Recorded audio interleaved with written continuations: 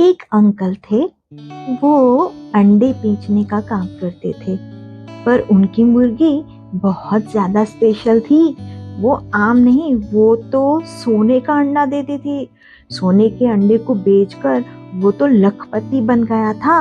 वो मुर्गी रोज एक सोने का अंडा देती थी, जिसे उसे रोज बेचकर वो अपनी हर जरूरतों को पूरा करता था।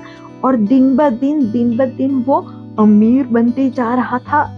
पर एक दिन ऐसा हुआ जब उसके दिमाग में एक ख्याल आया कि मेरी मुर्गी तो कितनी अच्छी है।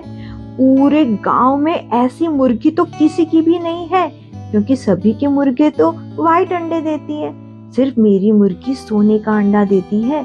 तो इसके पेट में तो न जाने कितने सारे अंडे होंगे, पर ये तो मुझे रोज सिर्फ एक ही अंडा देती है। ये ऐसा क्यों करती है? तो क्यों ना एक काम किया जाए। इसके पेट में इतने सारे अंडे हैं, अगर उन अंडों को एक साथ निकाला जाए तो।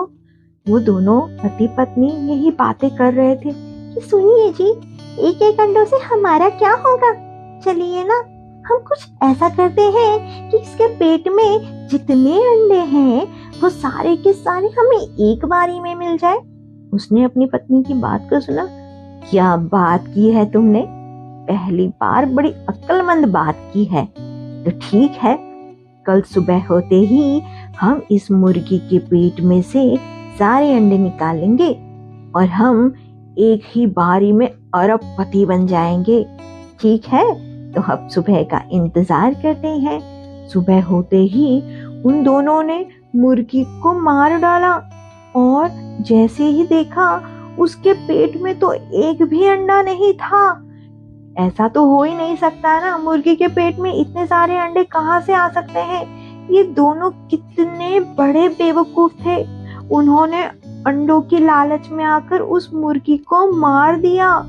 अरे रे, अब तो जो एक अंडा भी मिलता था सोने का, उससे भी इन्होंने हाथ धुला दिया। ये दोनों बड़े ही बेवकूफ थे। आपको पता चला दोस्तों ऐसा क्यों हुआ? क्योंकि इन लोगों को लालच आ गया था। थोड़ी थोड़ी तरक्की से इनका पेट कहाँ भरा।